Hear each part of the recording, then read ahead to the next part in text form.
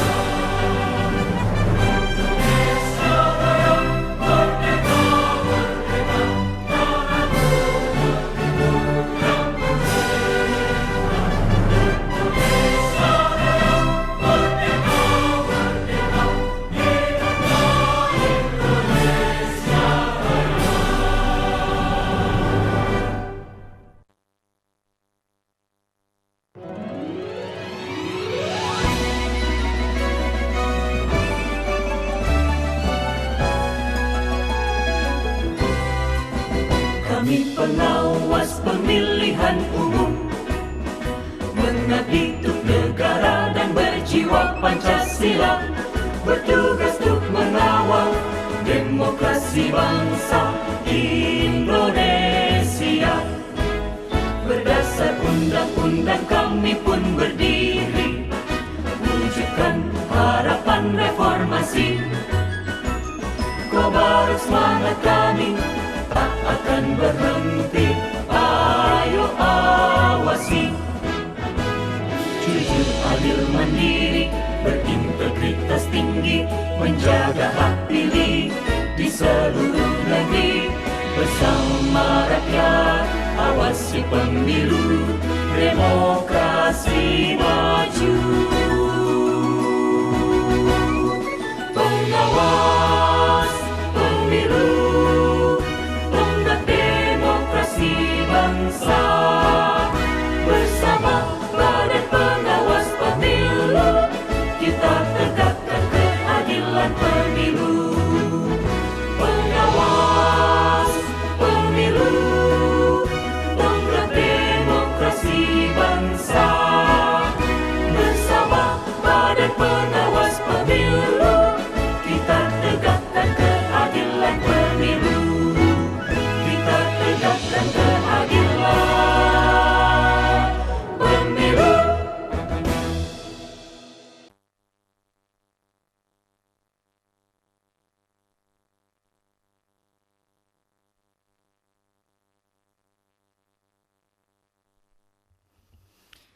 Selanjutnya, pembacaan doa yang akan dipimpin oleh Saudara Miftahul Firdaus.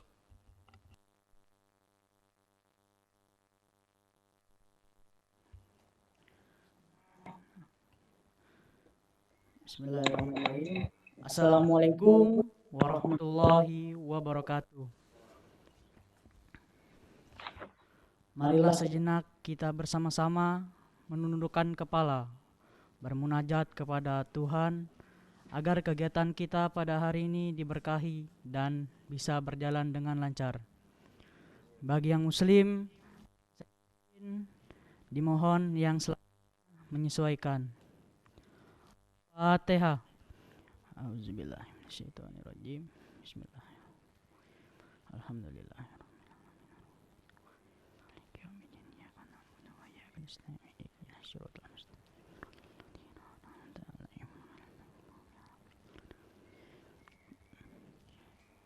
Bismillahirrahmanirrahim. Ya Allah, ya Rahman, pada hari ini di Gedung Bawaslu Kabupaten Pasir dan di kediaman kami masing-masing, kami hendak menyelenggarakan acara diskusi daring pra SKPP. Dengan memohon ridho dan izin-Mu, berkahilah semua langkah dan perbuatan kami, dan jadikanlah itu semua nilai ibadah dan nilai ilmu yang bermanfaat bagi kami. Ya Allah, ya Wahid, Engkau yang maha mempersatukan. Kami mohon perkuatkanlah persatuan di antara kami. Ya Allah, ya Ghafur, Engkau yang maha pengampun atas segala dosa. Ampunilah dosa kami. Ya Allah, ya Mujib, Engkau yang maha mengabulkan doa. Perkenalkanlah doa dan permohonan kami. Rabb atina fid dunya hasanah wa fil akhirati hasanah wa qina adzabannar.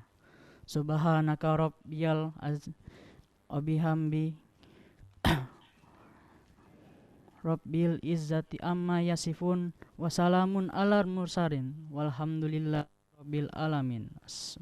Wassalamualaikum warahmatullahi wabarakatuh.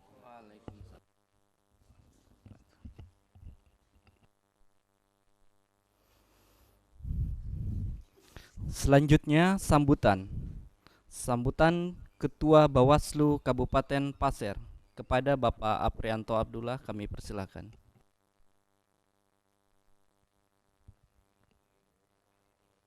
Bismillahirrahmanirrahim.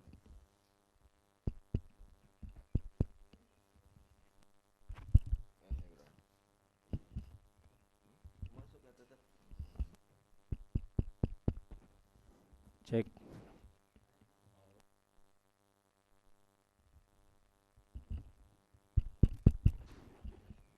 Bismillahirrahmanirrahim. Assalamualaikum warahmatullahi wabarakatuh. Yang terhormat Pimpinan Bawaslu Provinsi Kalimantan Timur, Bapak Hari Dermanto SHMH. Yang kami hormati anggota Bawaslu Kabupaten Pasir, ada Pak Fauzan dan Pak Nur Hamid. Yang kami hormati alumni SKPP tahun 2020, ada Mbak Sari Wulan. Yang kami hormati para jajaran staf Bawaslu Kabupaten Pasir yang telah mempersiapkan kegiatan pada hari ini, serta para peserta SKPP tahun 2021. Pertama-tama, sebagai umat yang beragama, marilah kita panjatkan puji dan rasa syukur kita kepada Tuhan Yang Maha Kuasa, di mana di tengah situasi COVID-19 ini kita masih diberikan nikmat kesehatan dan kesempatan dalam rangka melaksanakan salah satu kegiatan pra SKPP yang merupakan rangkaian dari kegiatan SKPP yang insya Allah akan dilaksanakan pada tanggal 8 sampai dengan 10 di bulan Juli nanti. Tentu salat serta salam semoga senantiasa tercurah pada junjungan kita Nabi besar Muhammad sallallahu alaihi wasallam yang telah mengantarkan kita dari alam yang gelap ke alam yang terang benderang, yaitu Islam. Saya kira tidak banyak yang ingin saya sampaikan. Yang pertama saya ucapkan terima kasih dan selamat datang kepada pimpinan Bawaslu Provinsi Kalimantan Timur yang telah berkesempatan hadir pada pagi hari ini. Selanjutnya saya sampaikan kepada para peserta, selamat bergabung pada kegiatan diskusi pagi ini. Insya Allah nanti akan diisi dengan interaksi dari para peserta dan tentu pimpinan Bawaslu Provinsi dan Kabupaten Kota yang nantinya akan menyampaikan materi tentang demokrasi dan partisipasi. Saya kira itu saja yang ingin saya sampaikan. Selamat mengikuti diskusi pada pagi hari ini dan saya akhiri. Billahi fi sabil haq fastabiqul khairat. Assalamualaikum warahmatullahi wabarakatuh. Waalaikumsalam.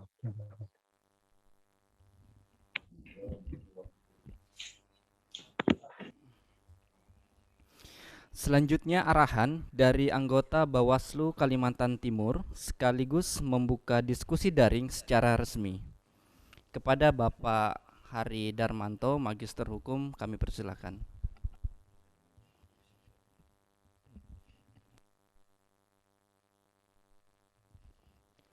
Baik, bismillahirrahmanirrahim.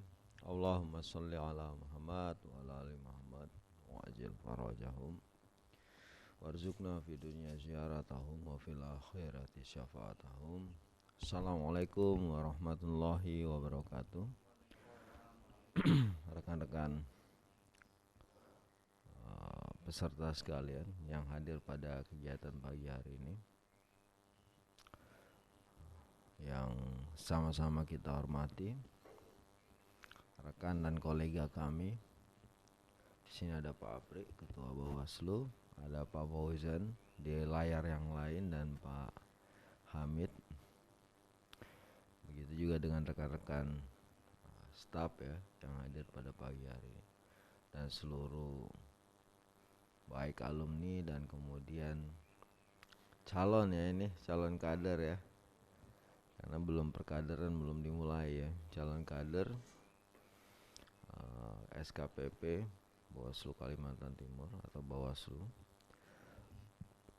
Senang sekali kita bisa berkumpul pada pagi hari ini. Nah, SKPP ini merupakan salah satu agenda Bawaslu ya untuk mempersiapkan bagaimana proses pemilu di masa mendatang ya, atau yang akan kita jalani itu menjadi pemilu yang akan semakin baik dan berkualitas. Nah, kalau kita ingat ya, pilar-pilar pemilu ya, bagaimana pemilu itu dikatakan berkualitas, sebenarnya ada banyak faktor ya. Kalau kita merujuk pada pikiran-pikiran Lawrence Friedman, seorang pemikir hukum, dia bilang satu sistem itu dibangun karena ada 3 faktor ya. Ada yang disebut faktor struktur, mereka yang memegang kendali atas organisasi, baik itu negara ataupun organisasi penyelenggara pemilu. Ada faktor substansi, ini berhubungan dengan ketentuan perundang-undangan ya, yang menjadi rule of game atau menjadi aturan main penyelenggara atau kita semua ya, penyelenggara masyarakat, atau yang menjadi aturan main subjek-subjek pemilu. Kemudian ada namanya culture ya, faktor kebudayaan. Nah, kalau jika kebudayaan masyarakat atau kesadaran pemilih atau kesadaran subjek-subjek ini rendah terhadap sistem, maka yang terjadi pemilu kita akan mengarah kepada pemilu yang lebih prosedural. Jadi jika kesadaran kulturalnya tinggi, kita bisa memperoleh pemilu substansial. Nah, itu sangat dipengaruhi ya kesadaran publik atau kesadaran kita semua sebagai organ-organ yang menyelenggarakan pemilu itu sangat mempengaruhi kualitas pemilu. Dan pada ujungnya, karena pemilu ini adalah proses bagaimana transformasi kepemimpinan, pergantian kekuasaan di dalamnya ada. Jika kultur masyarakat itu rendah, itu akan mempengaruhi kekuasaan yang akan memimpin. Prof. Mahfud dalam disertasi hukumnya yang kemudian dijadikan buku ada namanya Politik Hukum. Dia mengkonfigurasi kekuasaan ya. Jika kultur masyarakat itu jika kekuasaan itu kuat ya, masyarakat itu lemah secara kultural, maka yang lahir tirani. Jika masyarakat itu kuat, kemudian struktur kekuasaan itu lemah, maka yang lahir anarki. Nah, kita harus membangun ya peran masyarakat, kemudian civil society dalam ini, kita semua di dalamnya orang-orang yang memiliki kesadaran berpikir. Nah, kemudian ada nanti juga yang akan menjadi pemimpin itu mendorong budaya untuk terjadinya keseimbangan. Nah, keseimbangan itu dibangun oleh kekuatan kesadaran masyarakat sipil. SKPP ini bagian dari upaya menciptakan masyarakat sipil ya, atau orang-orang atau kader-kader yang nanti di kemudian hari atau saat ini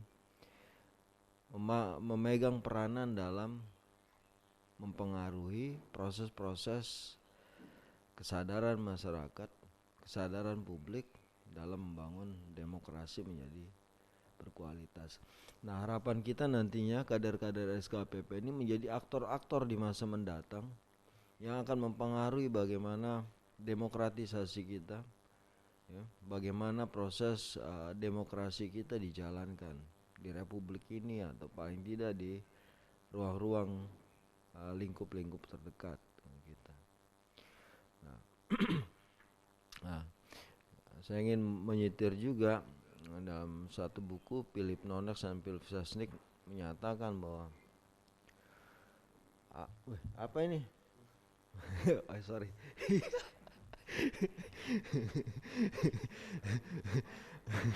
Kaget saya, ada palu cuy ya.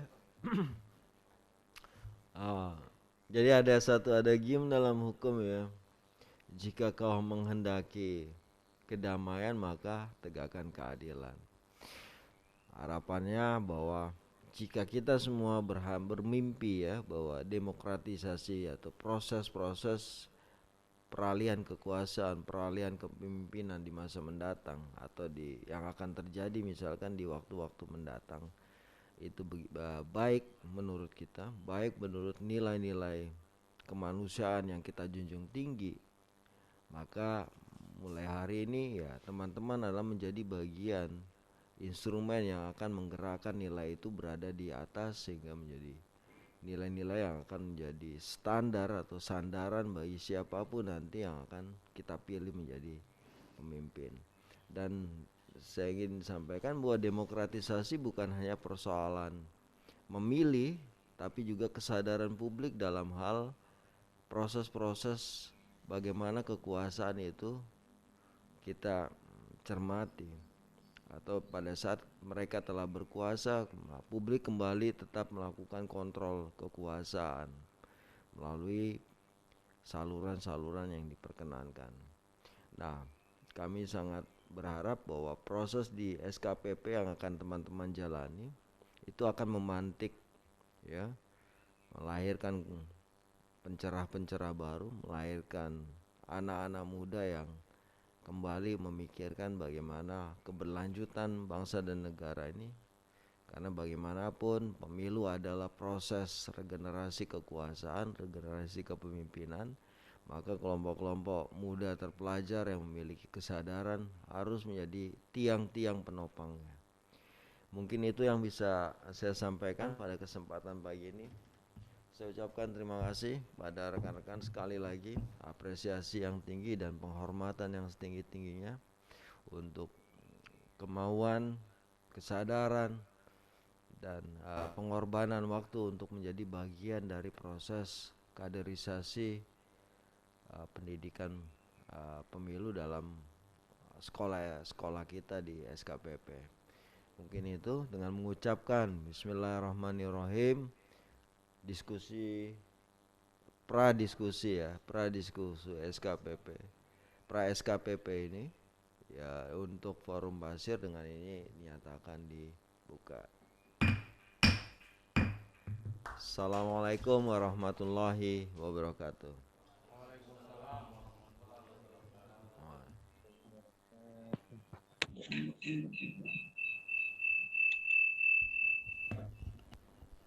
Tes. Sekali lagi kami ucapkan terima kasih kepada Pak Hari atas arahannya. Demikianlah acara pembukaan diskusi daring pada pagi hari ini. Untuk selanjutnya kami serahkan kepada moderator. Terima kasih.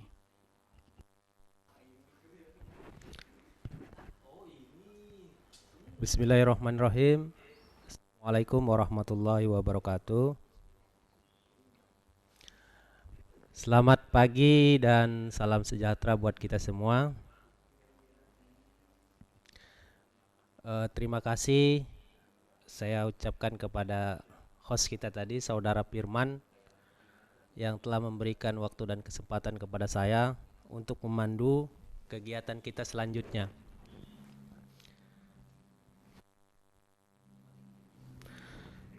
Baik, terima kasih kepada seluruh peserta pra diskusi SKPP ini yang sudah meluangkan.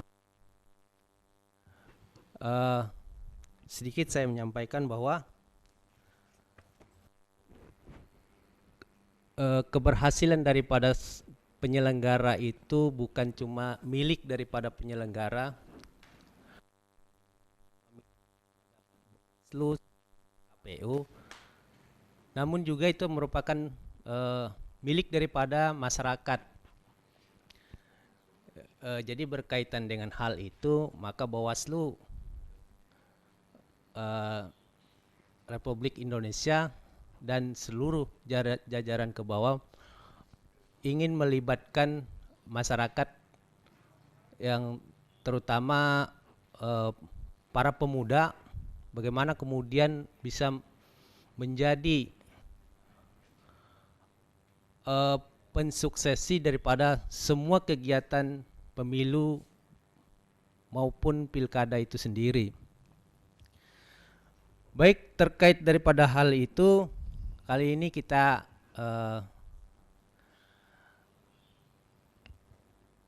akan membahas permasalahan itu dan akan dibawa oleh pemateri kita. Sebelumnya saya akan perkenalkan pemateri kita ini. Beliau adalah salah satu komisioner Bawaslu Kabupaten Pasir, Saudara atau Pak Paujan SOSI, dan juga Pak Nur Hamid, Sarjana Hukum, di mana Pak Hamid merupakan Komisioner Bawaslu Kabupaten Pasir Divisi Hukum, serta Pak Paujan, Komisioner Bawaslu Kabupaten Pasir Divisi Pengawasan. Jadi untuk mempersingkat waktu, saya serahkan kepada saudara atau Pak Paujan untuk menyampaikan materinya. Kepada beliau kami persilakan.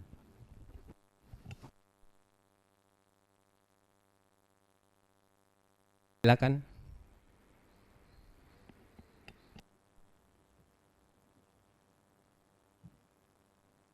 Oke, Assalamualaikum warahmatullahi wabarakatuh.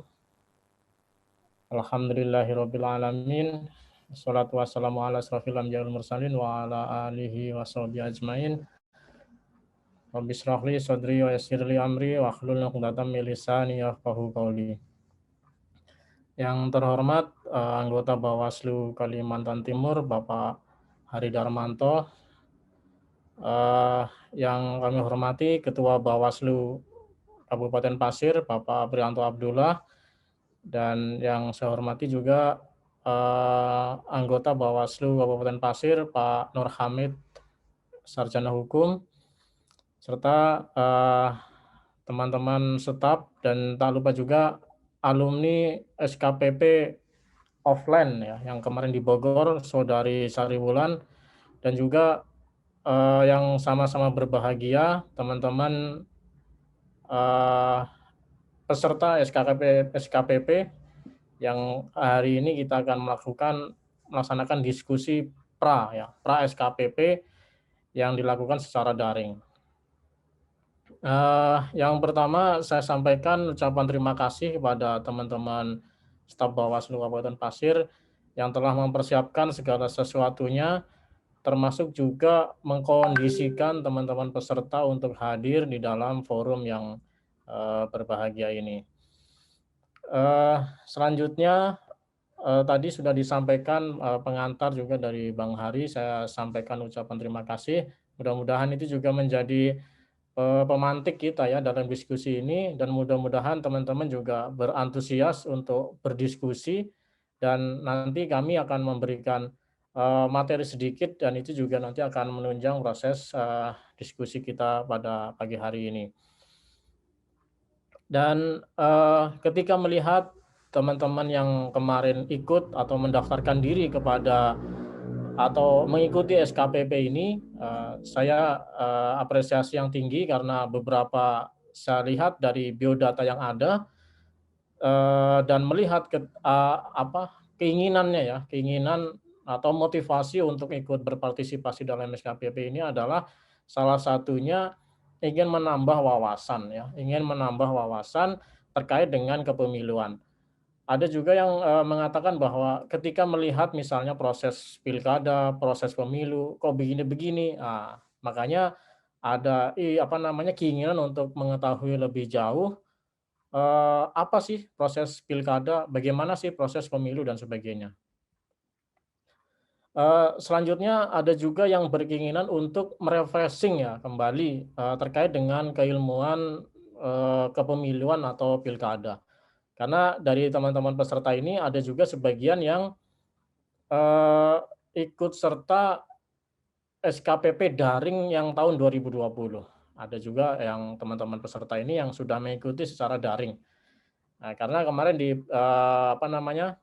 persyaratan itu boleh mengikuti SKPP yang offline ini ketika masih boleh ya, ketika kemarin masih ikut SKPP daring. Makanya motivasi yang muncul itu adalah ingin merefreshing atau ingin menambah kembali terkait dengan pengawasan kepemiluan. Ya tadi ini perkenalan tadi sudah disampaikan Pak Moderator. Barangkali teman-teman sudah melihat ya profil saya ketika misalnya kita berkomunikasi kemarin lewat WA dan juga di media sosial kami. Secara kelembagaan kami juga mempunyai media informasi, misalnya di website, di Facebook, di Instagram, dan di YouTube. Begitu juga secara pribadi, karena saya selaku koordinator divisi pengawasan Humas dan Hubalnya, juga berkeinginan atau mempunyai misi untuk menyampaikan beberapa informasi terkait dengan keberadaan lembaga dan juga tugas beserta hasil-hasil yang dilakukan oleh Bawaslu Kabupaten Pasir. Jadi ada media sosial juga saya ada, termasuk WA dan sebagainya. Jadi melalui forum ini saya pikir ini menjadi awal ya bagi kita untuk berkomunikasi, dan saya harap teman-teman juga merasa enjoy dengan kami, karena kami juga sama ya seperti teman-teman sekalian mencoba lebih jauh terkait dengan isu-isu kepemiluan, pilkada, dan sebagainya. Jadi saya harap nanti teman-teman juga proaktif untuk mempertanyakan segala sesuatu terkait dengan kepemiluan dan pilkada. Oke, yang pertama saya ingin garis bawahi terkait mengapa sih kami merekrut teman-teman di golongan pemuda. Yang menjadi persyaratan kemarin itu adalah teman-teman generasi muda yang rata-rata di umur 20 sampai 30. Dan ini juga bukan tanpa alasan ya, Bawaslu RI merekrut teman-teman yang menjadi peserta untuk untuk ikut dalam program program sekolah kader pengawas partisipatif. Jadi ciri yang dimiliki oleh seorang pemuda, pemuda ini saya sampaikan pemuda bukan hanya sebagai pemuda yang berkuliah atau pemuda yang menjadi mahasiswa, tetapi pemuda secara keseluruhan dari umur 20 sampai 30. Karena apa? Salah satunya adalah mereka punya nilai kritis. Nilai kritis ini bukan hanya dimiliki oleh mahasiswa yang masuk generasi muda elit, tetapi kritis juga dimiliki oleh pemuda-pemuda yang belum berkesempatan untuk mengikuti perkuliahan. Karena apa? Saya melihat di beberapa desa itu juga teman-teman yang tidak berkesempatan kuliah itu juga punya nilai kritis, mengkritisi desanya dan sebagainya. Inilah yang kita inginkan dari karakteristik pemuda yang beginilah yang akan coba kami usaha untuk ikut SKPP ini. Yang kedua, idealis. Idealis ini artinya adalah ingin mewujudkan sesuai yang benar ya, sesuai dengan perundang-undangan dan sebagainya. Dan ini dimiliki oleh generasi muda. Generasi muda kan biasanya belum bercampur aduk antara kepentingan dirinya, termasuk kepentingan keuangan dengan kepentingan yang lainnya. Jadi generasi muda ini masih kebanyakan idealis. Yang kedua, independen. Nah, independen ini saya pikir ini dia berdiri sendiri. Artinya kalau misalnya ada anak muda terus diarahkan begini, kamu begini, biasanya dia akan memberontak. Nah, kalaupun dia akan begini itu atas kemauan sendiri, atas hasil pikirnya dan sendiri. Ini independen, dan biasanya generasi muda itu juga belum ada keterikatan terhadap sesuatu, misalnya kepentingan politik dan sebagainya.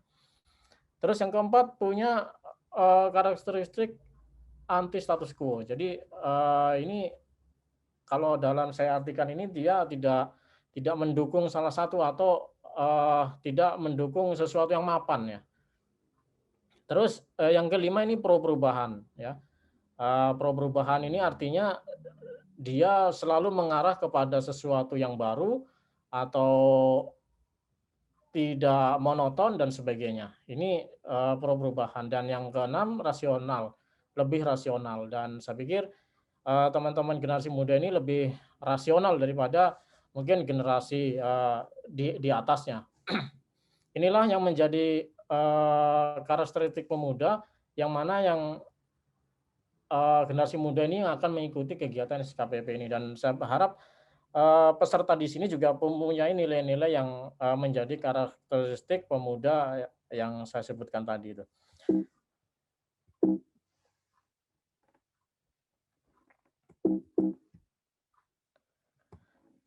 Selanjutnya, apa sih pengawasan partisipatif itu? Mungkin teman-teman sudah melihat, tadi sudah disampaikan Bang Hari bahwa pengawasan partisipatif itu adalah memastikan tahapan-tahapan pemilu dengan cara mengumpulkan informasi serta menginventarisasi temuan kasus. Jadi pengawasan partisipatif ini adalah memastikan proses ya, tahapan. Jadi kedepannya nanti teman-teman yang menjadi pengawas partisipatif ini ikut memastikan lah ya proses tahapan itu dengan cara mengumpulkan data, menginventarisasi temuan-temuan dan sebagainya. Jadi bantu proses pengawasan yang dilakukan oleh Bawaslu. Terus tujuannya adalah untuk terselenggaranya proses pemilihan yang jujur, adil, bersih, dan transparan serta hasilnya diterima oleh semua pihak. Jadi tujuan dari pengawasan partisipatif yang akan nanti dilakukan oleh teman-teman dan juga yang elemen-elemen lainnya itu tujuannya nanti ujungnya adalah proses pemilihannya ini jujur ya, adil, bersih dan sebagainya. Jujur artinya apa namanya, dilakukan secara transparan dan sebagainya, bersih dan sebagainya, terbuka dan sebagainya. Jadi nanti hasilnya juga semua pihak itu menerima, baik apalagi pesertanya ya, peserta pemilu atau pilkada, dan kami sebagai penyelenggara juga bisa melaksanakan dengan baik atas partisipasi teman-teman sekalian. Terus selanjutnya bentuk pengawasannya seperti apa? Bentuk pengawasan partisipatif itu seperti apa? Yang pertama, tidak melakukan keberpihakan yang menguntungkan atau merugikan peserta pemilu. Ini yang pastinya kita sebagai pengawas partisipatif itu tidak berpihak ya, yang menguntungkan atau yang merugikan. Terus tidak mengganggu proses penyelenggaraan tahapan pemilu. Mengganggu seperti apa? Ya kalau misalnya mengganggu berarti nanti misalnya menghalang-halangi proses pengawasan, menghalang-halangi orang datang ke TPS dan sebagainya, atau menghalang-halangi orang untuk menyampaikan aspirasinya dan sebagainya. Terus bentuknya bertujuan meningkatkan partisipasi politik masyarakat secara luas. Nah ini termasuk pengawasan partisipatif ini adalah partisipasi politik ya, menjadi pengawas partisipatif, apa namanya, termasuk juga apa namanya, berpartisipasi untuk datang ke TPS itu juga merupakan partisipasi politik. Jadi bertujuan meningkatkan hal-hal seperti itu. Yang selanjutnya mendorong terwujudnya suasana yang kondusif bagi penyelenggara pemilu. Jadi ikut juga bentuknya itu adalah yang mewujudkan suasana kondusif, baik itu peserta pemilu, penyelenggara pemilu dan sebagainya. Tugas pengawas partisipatif nanti adalah ujungnya di lapangan secara teknis itu adalah memantau dan mengumpulkan informasi pada tahapan pemilihan yang diawasi. Jadi nanti ketika masuk tahapan, karena nanti ini juga secara skenario besarnya adalah mempersiapkan pelaksanaan pilkada dan pemilu di tahun 2024, ketika nanti 25 bulan dimulai tahapan, itu teman-teman pengawas partisipatif itu juga sudah bisa melaksanakan ini ya, apa namanya, tugas ini, artinya tugas pengawas partisipatif, ikut memantau dan mengumpulkan informasi pada tahapan pemilihan diawasi. Jadi informasi-informasi termasuk juga dengan pelanggaran-pelanggaran yang terjadi. Selanjutnya secara teknis di tugas pengawas ini mencatat, mengumpulkan data dan informasi dan melaporkannya hasil pengawasannya kepada pengawas. Di desa ada PPL, di kecamatan ada Panwascam, dan di kabupaten ada Bawaslu atau Panwas kabupaten kota. Jadi inilah yang menjadi tugas. Lalu yang menjadi pertanyaan, bagaimana atau apa yang menjadi tugas teman-teman atau kita semua dalam tugas pengawasan ini ketika belum masuk tahapan, ya.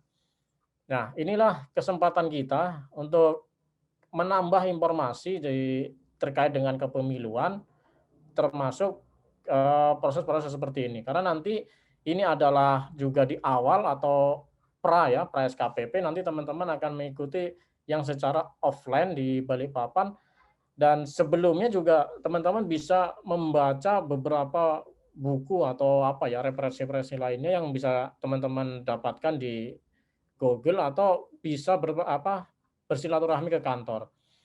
Jadi nanti akan menambah wawasan, tinggal nanti yang di offline itu tinggal mengupgrade atau menambah-nambahkan dari pemateri yang ada. Inilah yang bisa kita lakukan ketika belum masuk tahapan, karena tahapan nanti insya Allah akan dimulai di Februari 2022.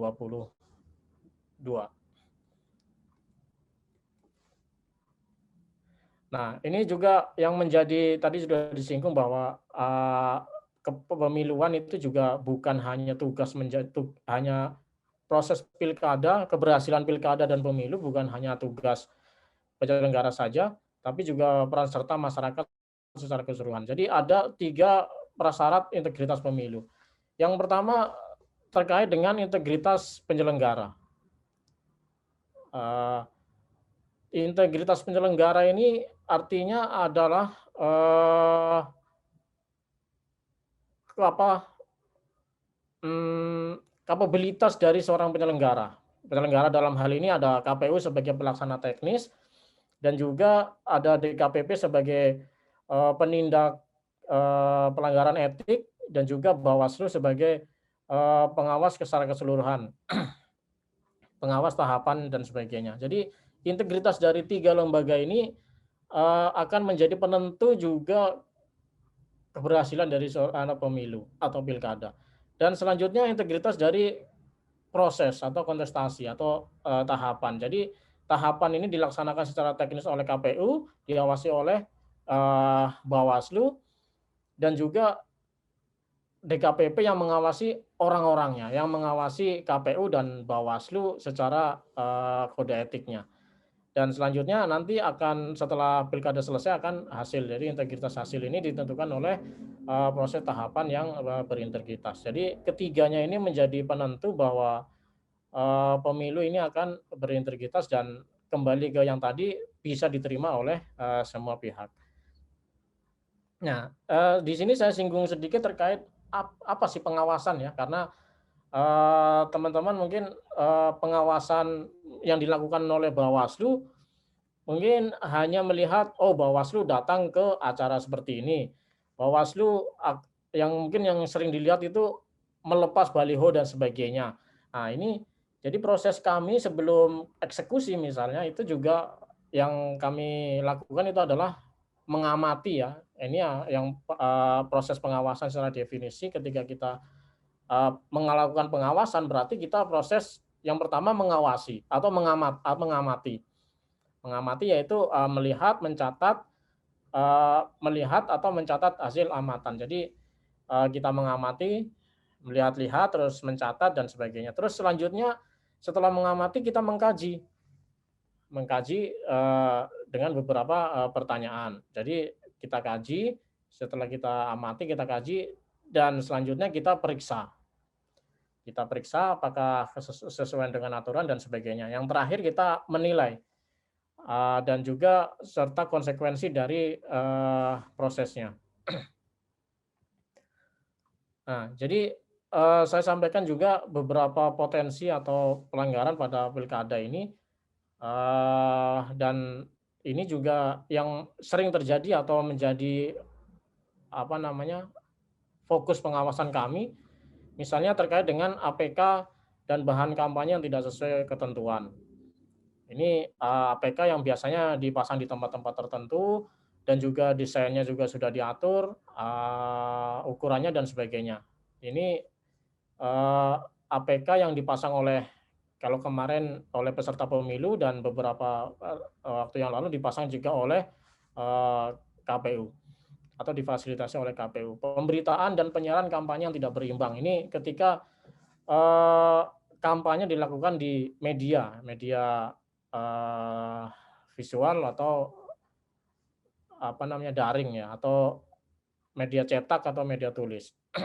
Ini selanjutnya ada politik uang. Ini juga yang menjadi isu keberadaan Bawaslu ya, karena keberadaan Bawaslu ini juga untuk mencegah terjadinya politik uang. Kalaupun terjadi masih terjadi politik uang, intinya Bawaslu sudah mengupayakan untuk melakukan pencegahan dan juga penindakan.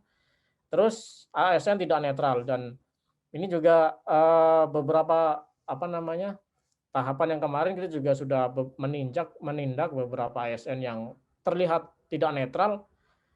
Kita sampaikan juga informasi ini kepada KSN. Ada hoak, penggunaan fasilitas negara, penggunaan anggaran dan sebagainya. Inilah beberapa, saya pikir ini yang menjadi fokus pengawasan kami dan juga yang biasanya terjadi dalam kontestasi pemilu dan pilkada. Nah, jadi kesimpulannya adalah tadi sudah ditekankan oleh Bang Hari, setelah SKPP ini nanti diharapkan akan lahir ya aktor-aktor pelaku pengawasan partisipatif pada pilkada dan bisa menggerakkan masyarakat. Ya, teman-teman nanti secara apa namanya eh, ini runtutan kegiatan SKPP ini nanti insya Allah setelah teman-teman diberikan materi pembelajaran di SKPP offline, teman-teman akan diberikan tugas untuk sosialisasi kepada komunitasnya. Jadi bentuk seperti itu adalah yang saya katakan itu adalah menggerakkan masyarakat untuk ikut mengawasi. Jadi teman-teman ikut menyampaikan apa yang didapat, sosialisasikan kepada masyarakat, dan masyarakat nanti juga akan berkesempatan atau turut serta mengawasi pemilu dan pilkada. Jadi itulah beberapa kesimpulan ya yang bisa kita sampaikan atau apa namanya yang bisa kita harapkan dari teman-teman sekalian. Dan barangkali itu yang bisa saya sampaikan, dan saya harap teman-teman nanti bisa berdiskusi lebih panjang, berdiskusi bersama ya, bersama Bawaslu Kalimantan Timur, ada Bang Hari Darmanto dan juga dengan Pak Nur Hamid dan juga Pak Ketua Bawaslu Pasir. Barangkali itu yang bisa saya sampaikan, kurang lebihnya saya mohon maaf. Assalamualaikum warahmatullahi wabarakatuh. Waalaikumsalam warahmatullahi wabarakatuh. Baik, terima kasih kepada Pak Paujan yang telah menyampaikan materinya. Menarik sekali apa yang telah disampaikan Pak Paujan terkait dengan peran daripada Bawaslu serta bagaimana kemudian peran daripada teman-teman SKPP nanti setelah mengikuti kegiatannya. Baik, untuk selanjutnya kita masuk ke materi kedua yang disampaikan oleh Pak Nur Hamid. Kepada Pak Nur Hamid kami persilakan. Bismillahirrahmanirrahim. Assalamualaikum warahmatullahi wabarakatuh. Alhamdulillah wa syukurillah wa nikmatinillah la haula wala quwwata illa billah. Allahumma sholli wa sallim ala sayyidina Muhammad wa ali sayyidina Muhammad.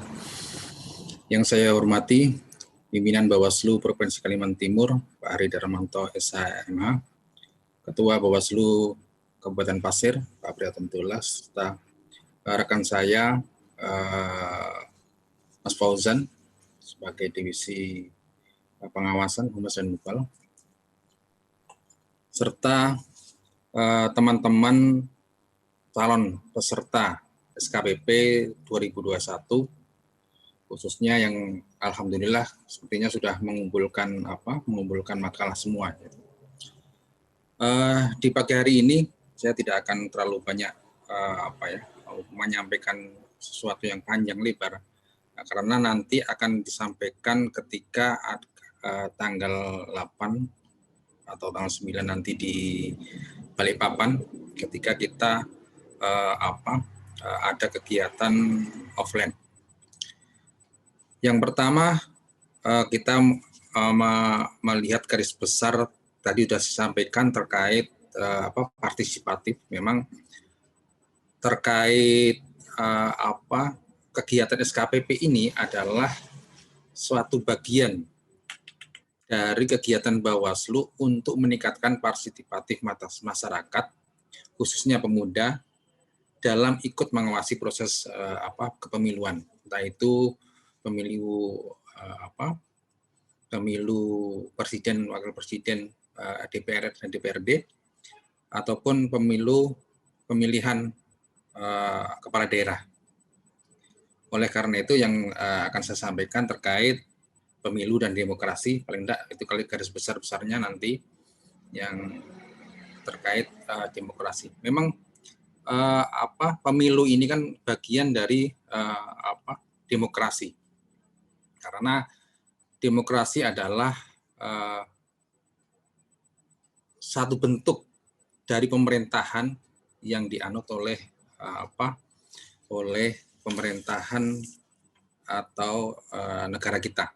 Walaupun dari bentuk-bentuk demokrasi pun kita sudah mengikuti beberapa kali perubahan demokrasi. Mungkin kalau teman-teman yang peserta SKPP, saya yakin entah ada entah tidak, tapi saya yakin banyak yang tidak mengalami terkait pemerintahan Orde Baru dengan demokrasi Pancasilanya.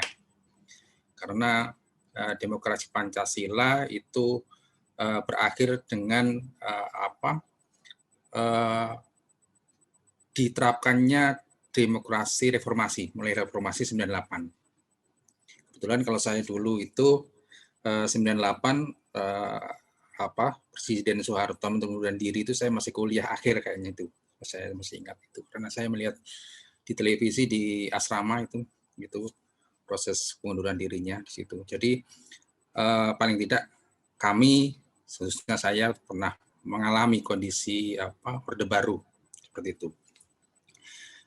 Jadi yang harus dipahami terkait demokrasi kan teman-teman paling tidak punya dasar-dasar terkait apa sih itu demokrasi, bentuk-bentuk demokrasi.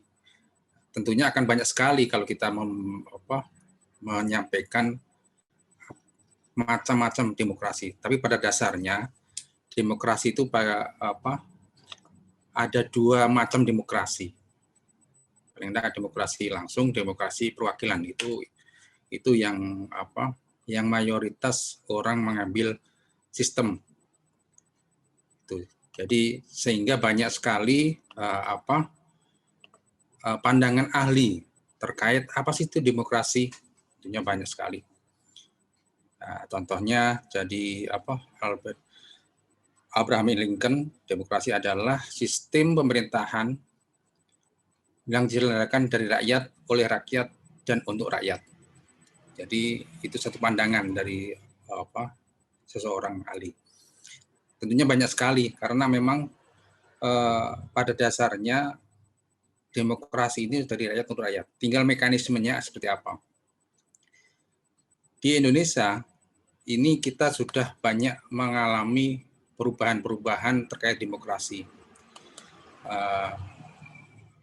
Mulai tahun 1945 sampai 1999 ada di Indonesia dikenal dengan demokrasi parlementer. Ada bentuk demokrasi parlementer pada tahun segitu. Terus pada tahun 1959 sampai 1965 adanya dekret 5 Juli 59 karena adanya kekuasaan, perpindahan kekuasaan sehingga bentuk demokrasi pun akan berubah. Itu sampai sekarang pun sampai reformasi sekarang itu pun bentuk demokrasi pun masih ada karena kita masih sebenarnya mencari formula bentuk demokrasi seperti apa yang cocok bagi negara kita.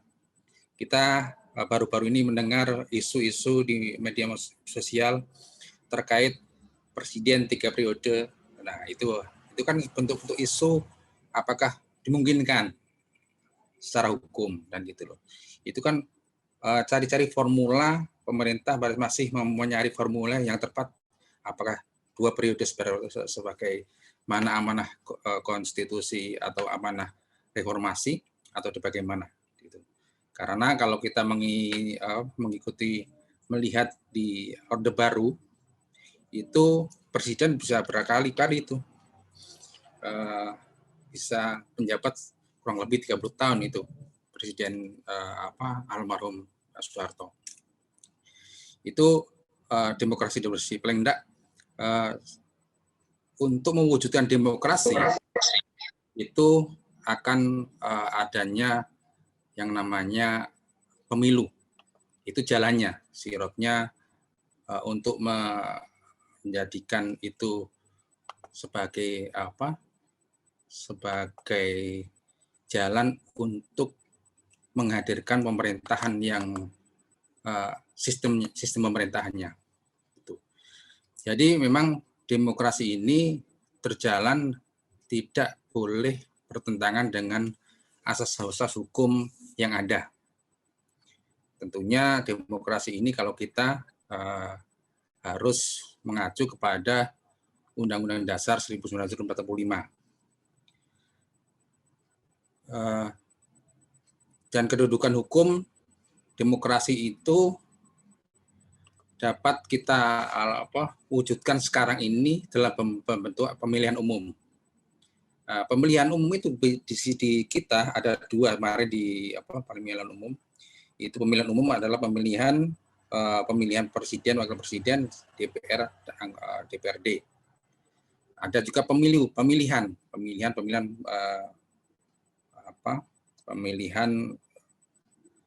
kepala daerah, bupati, wali kota, sampai gubernur dan wakil gubernur. Jadi macam-macam demokrasi yang kita laksanakan adalah sekarang sampai dengan divisi Indonesia terkait pemilu. Yang selanjutnya terkait dan itu makna-makna dari pemilu itu akan kita perdalam nantinya, dan mungkin sekarang nanti kalau kita mau diskusi di sini juga bisa, karena kan paling tidak ini event pemanasan untuk kegiatan nanti di Balikpapan. Jadi paling tidak di sini ada hero untuk pandangan ke depan apa sih sebenarnya yang kita lakukan nanti. Paling tidak kita akan tahu sejarah apa itu demokrasi, pemilu, penyelenggara. Kadang-kadang saya pun nggak begitu yakin teman-teman ini memahami siapa sih penyelenggara. Kadang-kadang orang melihat ya KPU, ya Bawaslu sama aja kan gitu. Padahal fungsi kami adalah beda-beda. KPU sebagai penyelenggara teknis, Bawaslu adalah pengawasnya, pengawas kegiatan penyelenggara teknis khususnya, dan ada juga DKPP, yaitu dia yang mengadili atau menerima laporan terkait etik yang dilakukan oleh penyelenggara pemilu, KPU dan Bawaslu. Itu hal-hal yang sekarang kita pahami. Dan KPU sendiri, teman-teman, itu kalau di pusat itu ada 7 komisioner. Kalau di provinsi ada 5 sampai ada 5 atau 7 komisionernya. Di kabupaten kota juga ada 3 sampai 5 atau 5. Itu disyaratkan, begitu juga di tingkat Bawaslu-nya.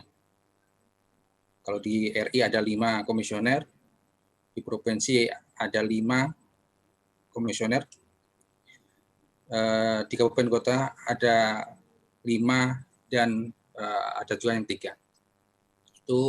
Itu semua diatur dalam Undang-Undang Nomor 7 Tahun 2017.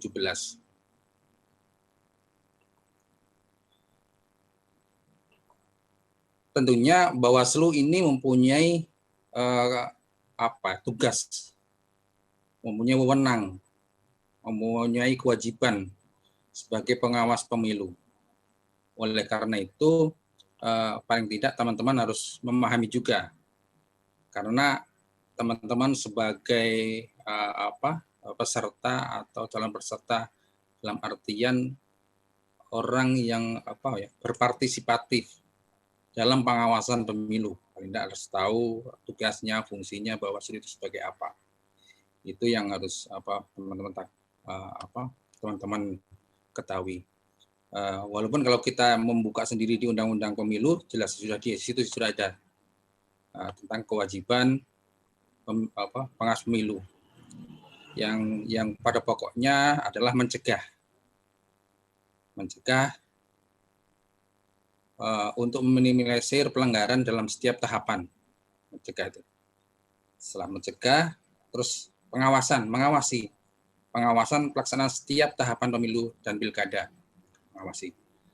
Yang selanjutnya adalah melakukan penindakan terhadap pelanggaran dalam setiap tahapan. Seperti yang disampaikan tadi, kita koordinasi dengan Satpol PP menelurkan baliho, itu bagian dari penindakan. Fungsi pencegahan, misalnya kan ada potensi kerawanan, sosialisasi peraturan, supervisi dan koordinasi antara lembaga, peningkatan partisipasi masyarakat. Nah, ini yang terakhir ini terkait partisipasi masyarakat, termasuk kita adanya Bawaslu melakukan kaderisasi termasuk sekolah SKPP ini. Ini termasuk peningkatan partisipasi masyarakat. dari unsur pemuda atau pemilih pemula. Fungsi pengawasan tadi sudah saya sampaikan paling besar. Juga kenapa kita melakukan penindakan, karena kita sudah melakukan pencegahan dan pengawasan, sehingga ketika hal-hal yang sudah dicegah diawasi masih melanggar, maka kita melakukan penindakan. Yang salah satunya fungsi penindakan adalah pelanggaran administrasi, penanganannya oleh Bawaslu, penanganan pidana oleh Gakumdu. Jadi di Bawaslu ini setiap tahapan akan dibentuk namanya sentra Gakumdu, tiap kabupaten kota ataupun provinsi yang melaksanakan pemilu atau pilkada. Itu nanti dirumuskan di situ apakah syarat formil material sebuah laporan atau temuan bisa ditindaklanjuti ke tingkat berikutnya atau laporkan ke tingkat kepolisian. Nah, dan Gakumdu ini ada 3 unsur di situ: Bawaslu, kepolisian, dan kejaksaan. Fungsi penindakan yang lain adalah pelanggaran kode etik. Tadi yang saya sampaikan di KPP, bisa kalau orang melaporkan adanya tadi yang disampaikan Pak Fauzan terkait integritas. Sebenarnya integritas itu adalah harga diri tertinggi dari seorang pengawas pemilu. Karena integritas itulah yang akan dinilai. Banyak godaan-godaan ketika kita menjadi pengawas pemilu. Kadang-kadang kita ditawari apa, tetapi kalau kita memahami fungsi Bawaslu, fungsi kewajiban kita, itu kita tidak akan melakukan tindakan yang sesuai dengan kode etik. Jadi ketika kita sudah lurus sebagai penyelenggara, lurus melaksanakan kegiatan atau yang sesuai dengan peraturan perundang-undangan, kita tidak perlu takut untuk dikawinkan oleh siapapun. Yang selanjutnya fungsi penindakan pelanggaran terhadap undang-undang lainnya. Tadi saya sampaikan ada ASN yang kita laporkan ke KSN, itu kan termasuk undang-undang lainnya. Itu termasuk kepala desa yang tidak netral, kita teruskan ke PMD atau bupati, seperti itu. Yang terakhir terkait sengketa proses, yaitu adjudikasi oleh Bawaslu.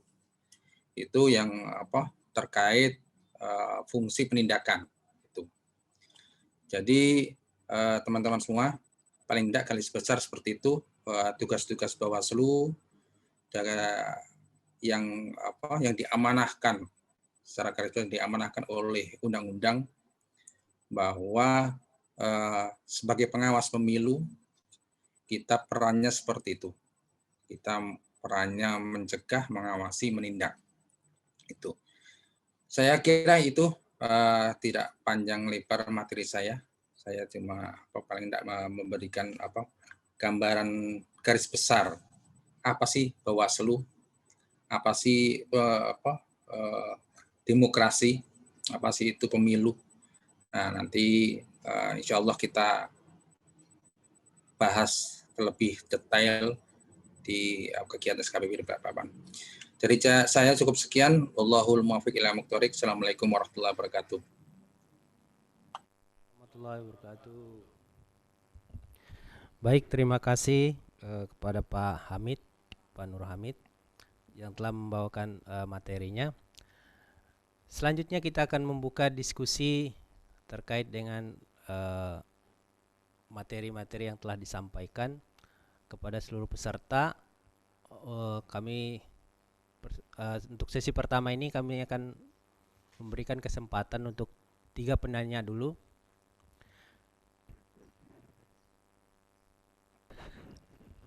Ya, untuk SKPP bertanya langsung atau lewat chat? Rizky Nur.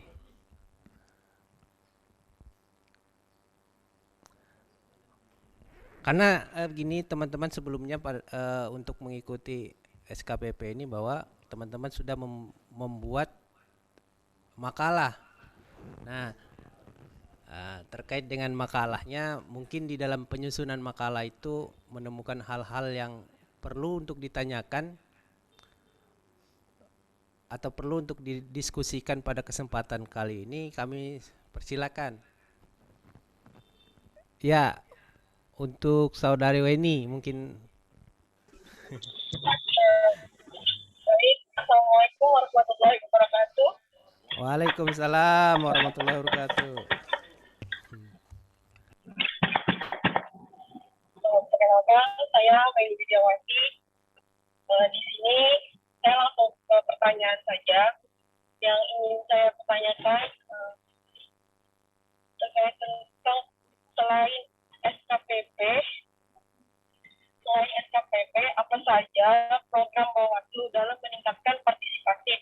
Apakah ada program-program lainnya yang membantu? Mungkin itu saja pertanyaannya. Kurang lebihnya mohon maaf. Saya bisa Assalamualaikum warahmatullahi wabarakatuh.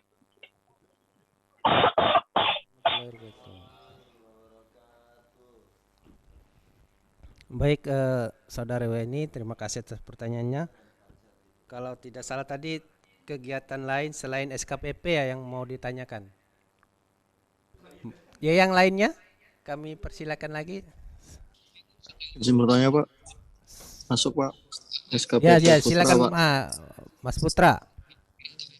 Terima kasih Pak atas kesempatannya. Assalamualaikum warahmatullahi wabarakatuh. Saya di sini ingin bertanya terkait paradigma politik uang adalah musuh bersama Pak, sesuai dengan judul makalah saya kemarin. Jadi saya ingin bertanya hal apa saja yang telah dilakukan teman-teman Bawaslu dalam mengkampanyekan politik uang itu adalah musuh bersama kita. Apakah sudah memasuki ke masyarakat-masyarakat di pelosok-pelosok gitu? Itu aja sih Pak, terima kasih. Ya, terima kasih saudara Putra. Mungkin selanjutnya lagi saudara Irul. Baik, bismillahirrahmanirrahim. Assalamualaikum warahmatullahi wabarakatuh.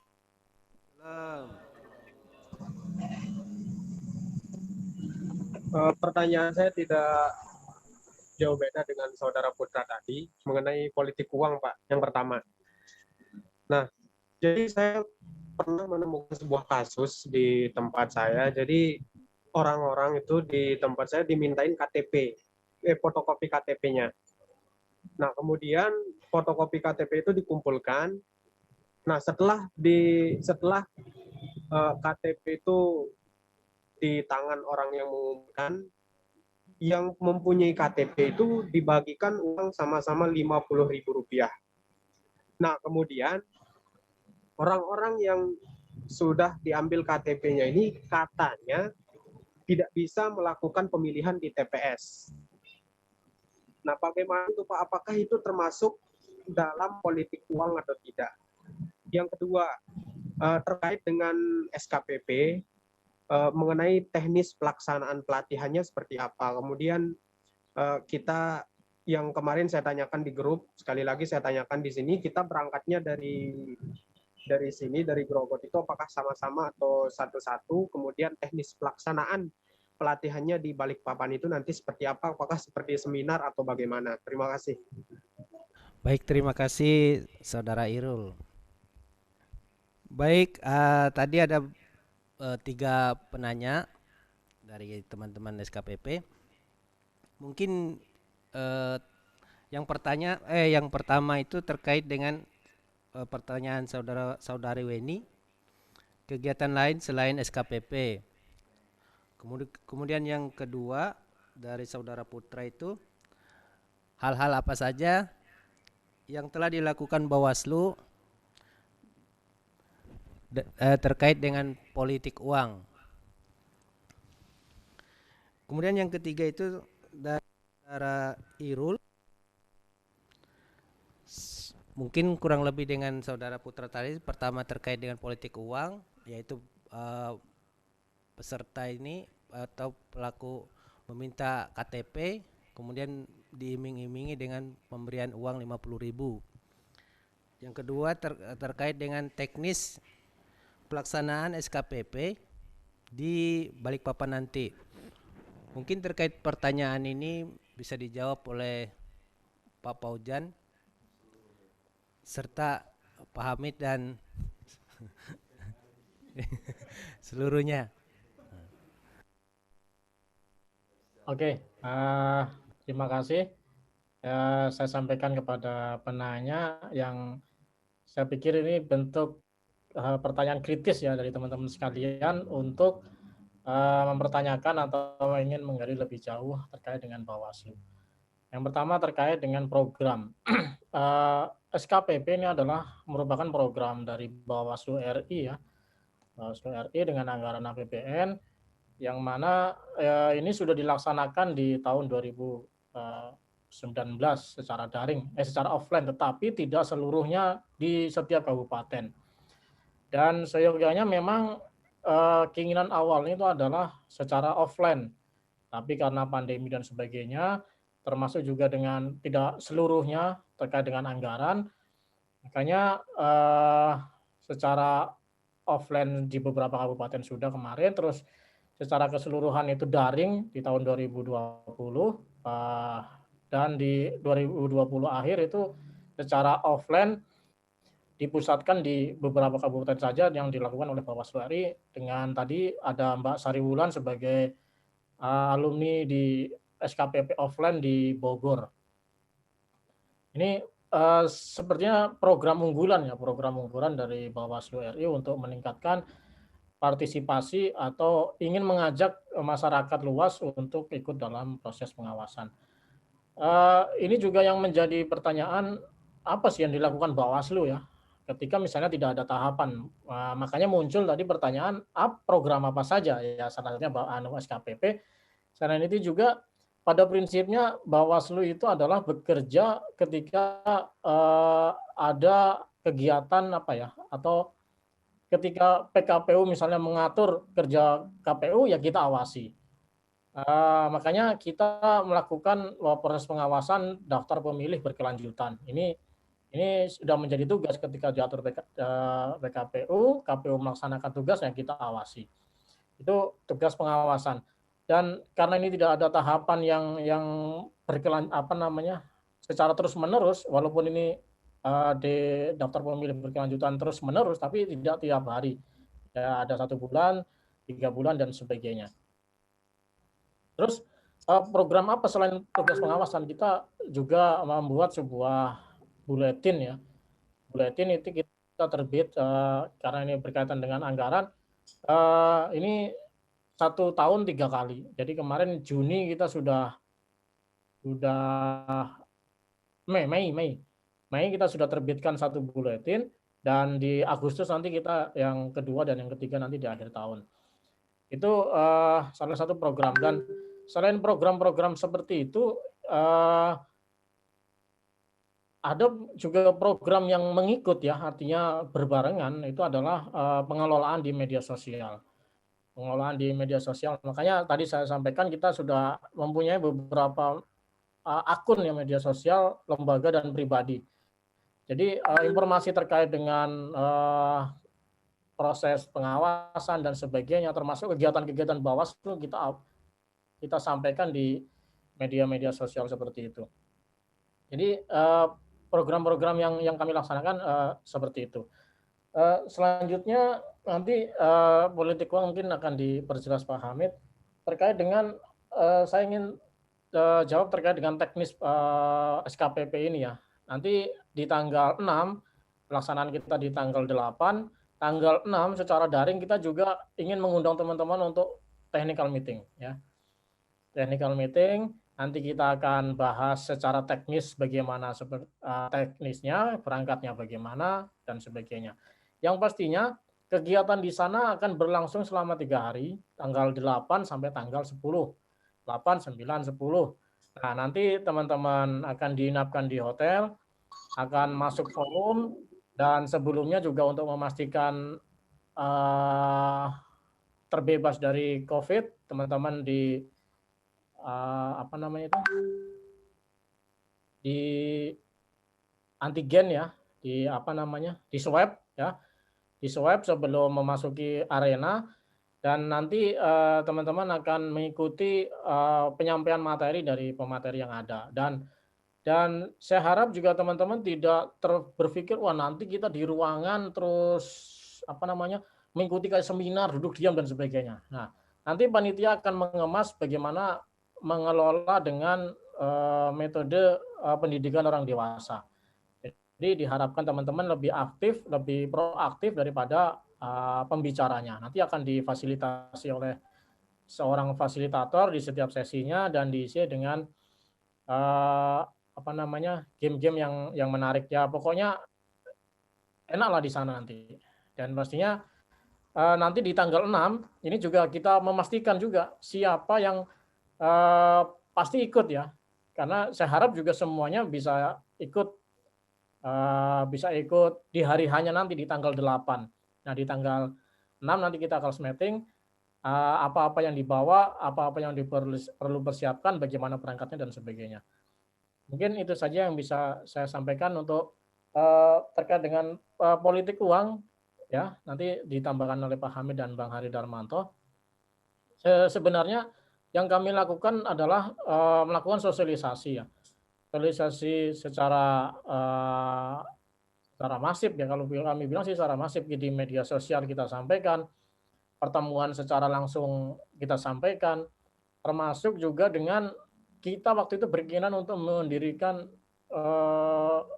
desa anti money politik. Tapi waktu itu kita membuat forum, tapi terkendala COVID dan sebagainya kita batalkan. Sebenarnya kalau misalnya kita laksanakan, kita akan dalam bahasanya kita pasang bendera di suatu desa gitu ya, desa anti money politik.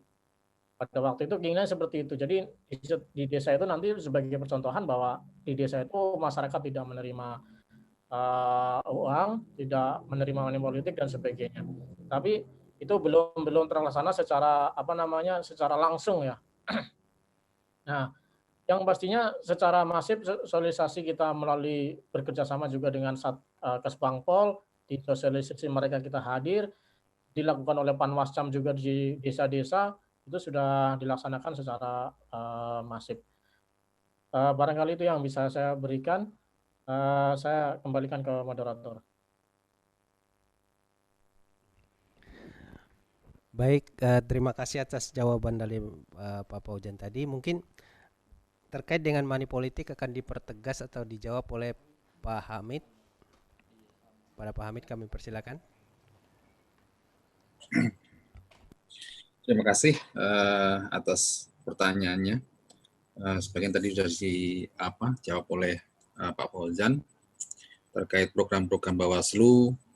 Walaupun masih sebenarnya nambah sedikit aja untuk Mbak Weni itu. Sebenarnya di luar itu pun Bawaslu punya di luar tahapan punya pemetaan potensi kerawanan seperti itu untuk menghadapi pemilu berikutnya atau pemilu berikutnya itu dilakukan di luar tahapan. Terus sosialisasi peraturan perundang-undangan, supervisi dan koordinasi antar lembaga itu kan dilakukan di luar tahapan juga bisa dilakukan. Juga terkait SKPP juga peningkatan kapasitas masyarakat. Itu sebenarnya ada hubungannya terkait peningkatan partisipasi masyarakat itu ada hubungannya dengan money politik tadi. Kenapa ada hubungannya dengan money politik? Karena memang kendala-kendala yang didapatkan oleh pengawas pemilu untuk menindak pelaku money politik itu terkendala karena rendahnya partisipasi masyarakat untuk melaporkan.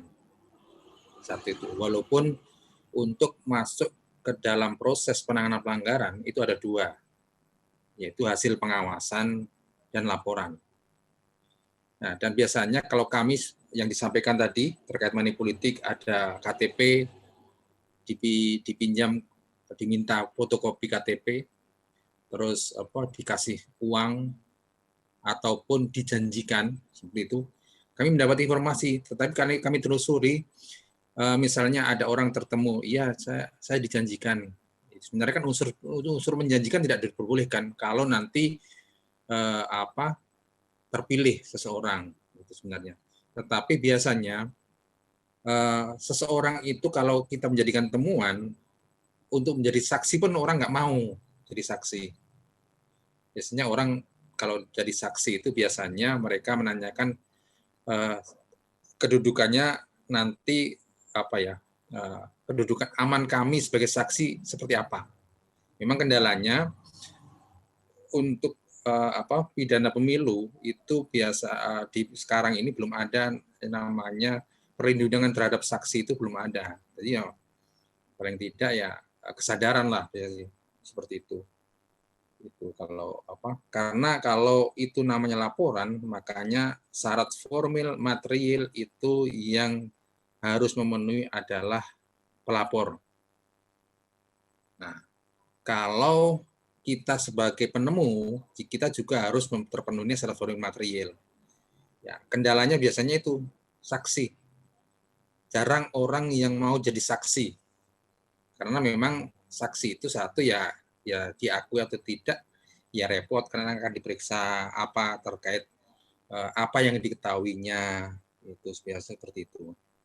Tetapi kalau ketika itu kesadaran itu akan tumbuh karena inilah bagian penegakan demokrasi atau penegakan dalam pemilu, kepemiluan, maka sebenarnya itu kesadaran. Itu sebenarnya kan kendalanya seperti itu.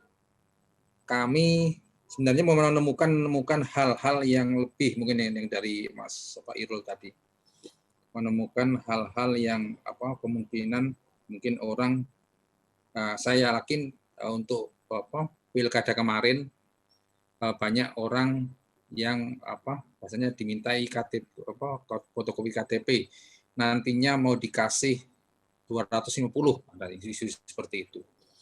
Nah, kita telusuri terkait unsur-unsurnya, ya, kita banyak terkendalanya di saksi sebenarnya.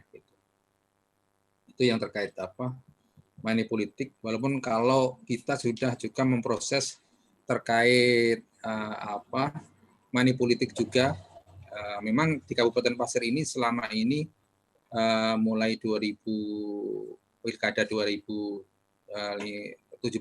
atau 2016 untuk pidana pemilunya sampai pilkada 2020, pemilu 2019, untuk pidana pemilunya memang tidak ada yang masuk ke sampai putusan pidana. Tetapi ada kasus-kasus termasuk money politik yang pernah kita sampai pembahasan 2 di Gakumdu. Kita bahas sama kejaksaan, kepolisian, apakah memenuhi unsur untuk ditindaklanjuti ke tahap berikutnya. Itu memang terkait money politik itu yang kami sudah maksimal terkait money politik. Terus apa sih yang sudah dilakukan terkait adanya money politik ini musuh bersama? Itu yang pertama, kita dalam faktor masuknya tahapan biasanya kami bersurat kepada mencegah dengan bersurat kepada instansi atau peserta pemilu atau tim pasangan calon. Kita bersurat untuk mengingatkan poin terkait money politik tidak diperbolehkan. Itu fungsi kita mencegahnya seperti itu. Mencegah ketika tahapan memulai biasanya. Terus ketika tahapan berjalan, kita melakukan sosialisasi seperti sosialisasi terhadap unsur-unsur pemerintahan, unsur-unsur masyarakat, unsur-unsur tokoh masyarakat. Jadi kita sudah melakukan sosialisasi itu terkait fungsi pencegahan terhadap money politik. Saya rasa itu mungkin karena memang money politik memang sangat kita kita merasakan, tetapi untuk membuktikannya perlu bukti yang kuat dalam artian sesuai. Memang terkait pilkada kemarin ada laporan terkait money politik. Itu ada laporan money politik. Akan tetapi ketika kita periksa, misalnya buktinya uang berapa? Uang 100.000 satu lembar, misalnya kayak gitu.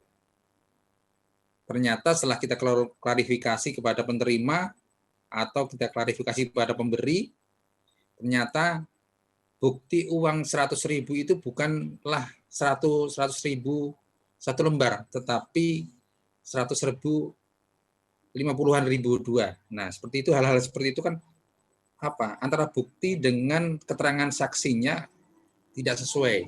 Nah, gitu loh. Jadi alat buktinya kurang kuat dan seperti itu. Nah, hal-hal seperti itulah sebenarnya teman-teman pelapor ini ketika melaporkan sesuatu kurang persiapan, dalam artian apakah mungkin tidak memahami prosedur ataupun prosedur pelaporan secara hukum kepemiluan seperti itu. Tapi sebenarnya kami itu sudah melakukan sosialisasi.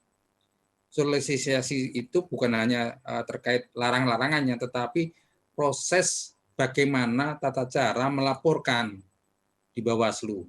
Apa saja yang harus dipenuhi dalam pelaporan. Itu sudah kita lakukan sosialisasi juga. Tetapi memang biasanya peserta pemilu itu mereka tidak akan melaporkan, bahasanya mereka akan melakukan kecurangan sama sesama peserta pemilu, tetapi asal tahu sama sebenarnya nggak melaporkan, biasanya seperti itu. Hal-hal seperti itu sebenarnya kan kita tidak menginginkan. Yang penting menghindari pengawas pemilu, seperti itu. Jadi dengan adanya SKPP ini kita meningkatkan partisipasi masyarakat, khususnya generasi muda, untuk paling tidak ikut menegakkan keadilan pemilu. Saya rasa itu mungkin tadi yang belum terjawab terkait mekanisme berangkat. Kemungkinan kalau berangkat, tadi saya sampaikan terkait tanggal 6 nanti, mungkin kalau dari Tanah Grogol kemungkinan nanti kita bersama-sama akan naik bus. Kalau di grup kemarin ada yang saya nyampaikan akan datang langsung dari Samarinda, itu silahkan, tapi nanti kan di inventaris tanggal 6 itu. Saya itu aja dari saya. Terima kasih. Baik, terima kasih kepada Pak Nur Hamid. Kemudian kita lanjut. Di chat itu ada pertanyaan dari saudara Muhammad Agus Mundir. Tentang makalah saya tentang mewujudkan pemilu yang jurdil. Beberapa negara telah berhasil menerapkan e-voting karena melihat perkembangan teknologi dan menggantikan kertas suara untuk antisipasi kecurangan. Dan di Indonesia kapan diterapkan untuk e-voting ini, Pak? Baik, terkait pertanyaan ini mungkin kita beri kesempatan kepada Pak Hari Darmanto untuk menjawab pertanyaan ini. Baik, kepada Pak Hari kami persilakan.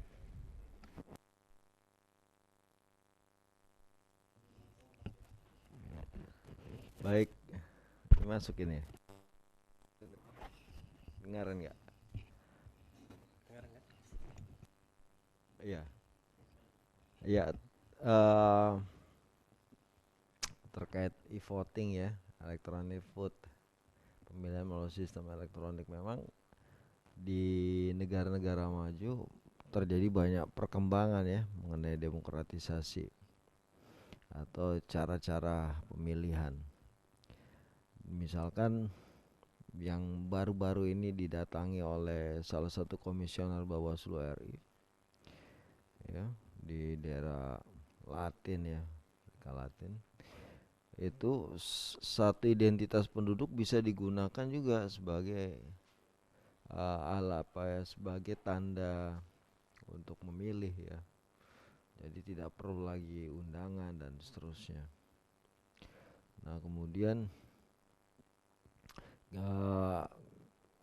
ada beberapa faktor ya kalau kita lihat yang terjadi belakangan ini, misalkan ada atau dua pemilu yang terjadi, kita punya tantangan digital ya pada saat pelaksanaan e-voting ya.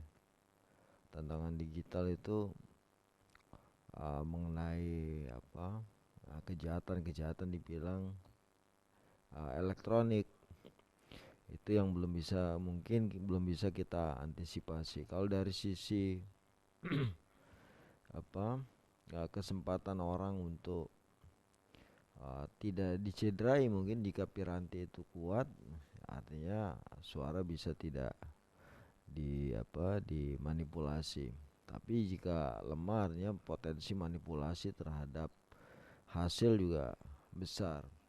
Nah, di sisi lain mengenai pemilihan ini sebenarnya hak ya.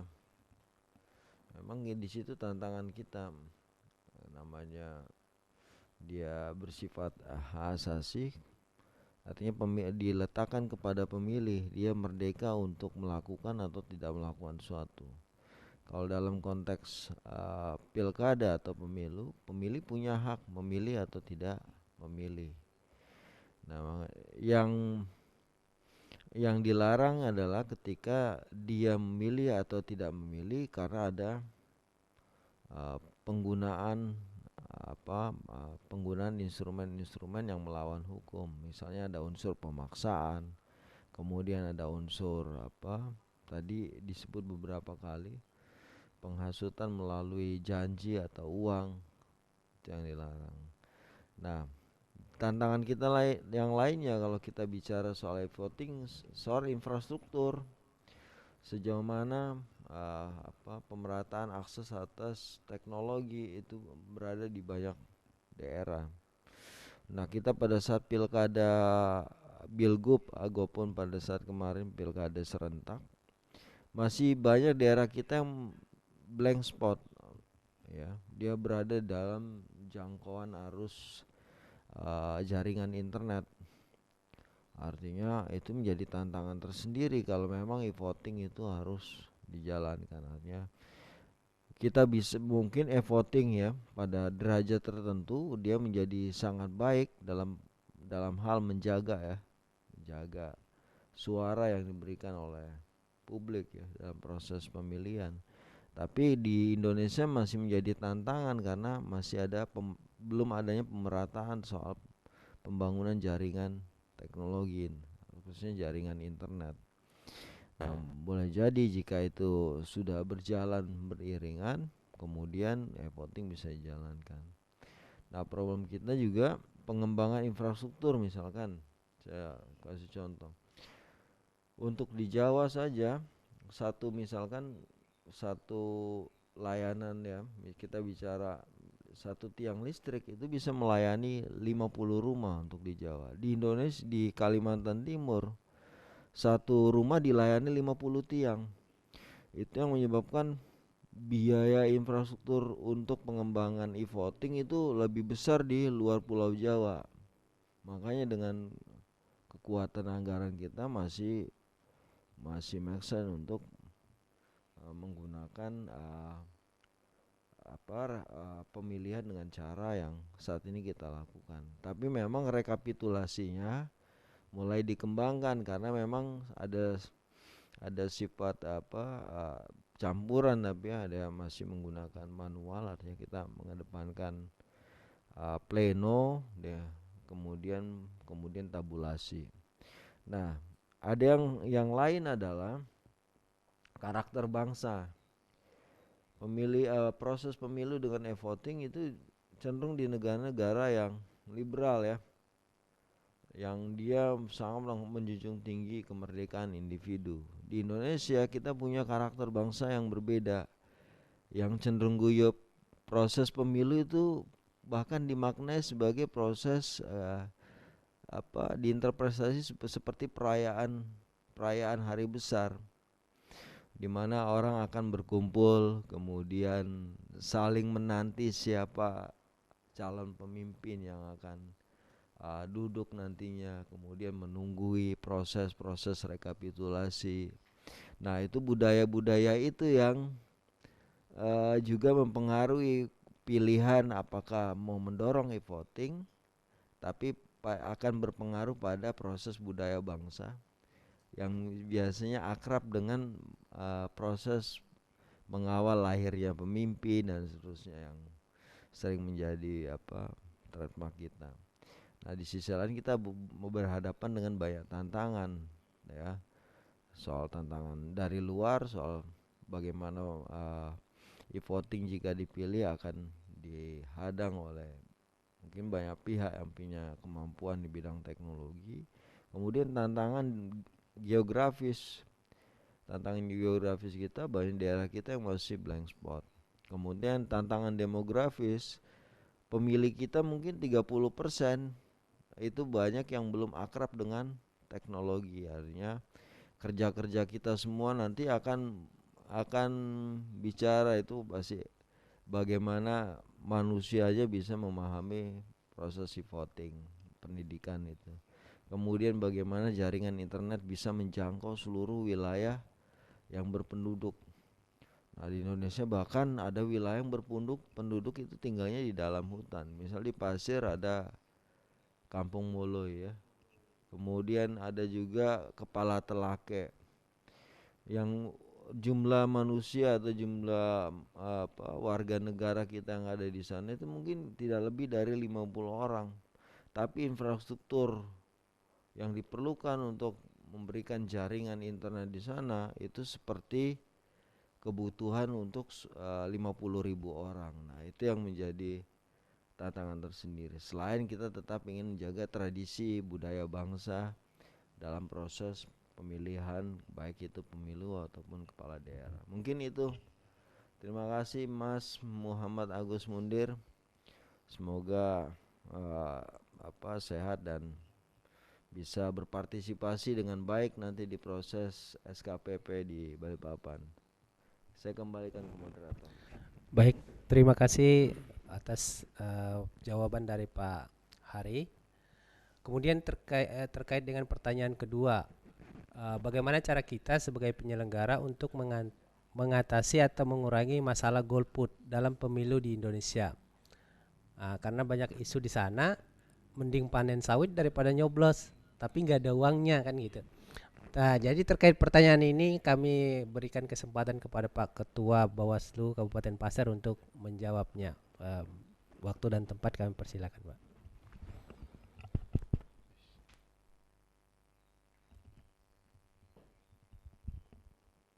Ya, terima kasih saudara moderator.